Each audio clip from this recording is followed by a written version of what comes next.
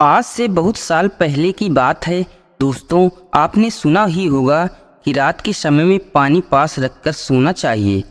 एक सुल्तानगंज नाम का एक गांव था जहां 10 साल से पानी का अकाल पड़ा था और पानी पीने के लिए 5 किलोमीटर दूर जाना पड़ता था। एक दिन एक सरोज नाम का लड़का अपने दोस्तों के साथ पानी भरने के लिए गया।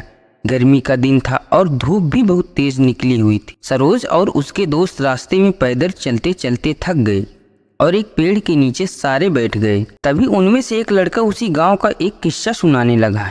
पिछले साल पानी की वजह से एक औरत का बच्चा रो रहा था और वो काफ़ी बीमार था, इसलिए वो पानी मांगने हमारे गांव आई, लेकिन किसी ने उसे पानी नहीं दिया। जब वो निराश होकर वापस लौट रही थी तो रास्ते में उसे ठाकुर के घर पर पानी दिखा तो उसने बिना पूछे पानी लेने की कोशिश की। जब उसको ठाकुर ने देखा तो बहुत तेज गुस्सा हो गया और कुल्हाड़ी लेकर उस औरत की तरफ दौड़ा। वो औरत वहां से भागने की कोशिश की लेकिन फिर ठोकर खाकर गिर गई।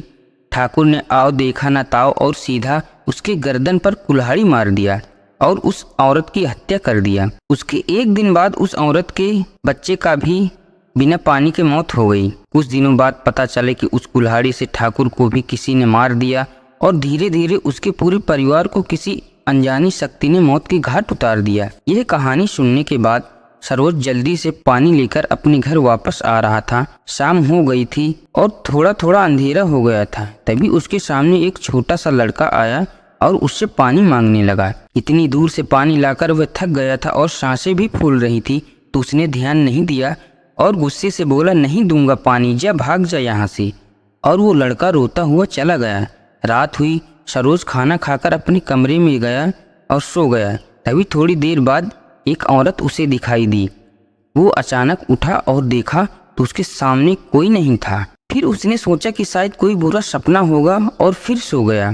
फिर रात के लगभग 2 बजे के करीब पेशाब करने के लिए अपने घर से बाहर गया और जैसे ही वे पेशाब करने के लिए बैठा उसे पानी शब्द सुनाई दिया। ऐसा लगा कि कोई छोटा सा बच्चा उससे पानी मांग रहा है। उसने सोचा कि कोई अगल बगल के घर से आवाज़ आई होगी और वो नज़रअंदाज करके वापस अपने कमरे में जाने लगा। तभी फिर उसे दोबारा वही आवाज़ सुनाई दिया, पानी। सरोज गुस्सा हो गया और फिर चिल्लाकर बोला, कौन है जो मुझे इतना परेशान करके रखा है?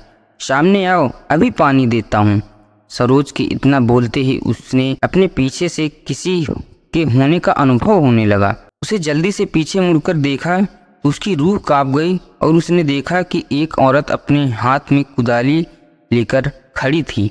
वो डर के मारे कांपने लगा और वहाँ से तेजी से अंदर भागने लगा। तभी उसके पैर के नीचे एक पत्थर से ठोकर लगा और वो वहीं गिर गया। उसके बाद जो हुआ वो चमत्कार से कम नहीं था। उस रात आसमान में हल्का हल्का बादल था और अचानक ही पानी की कुछ बूंदें उस औरत पर पड़ी और वो औरत उसी समय से वहाँ से गायब हो गई।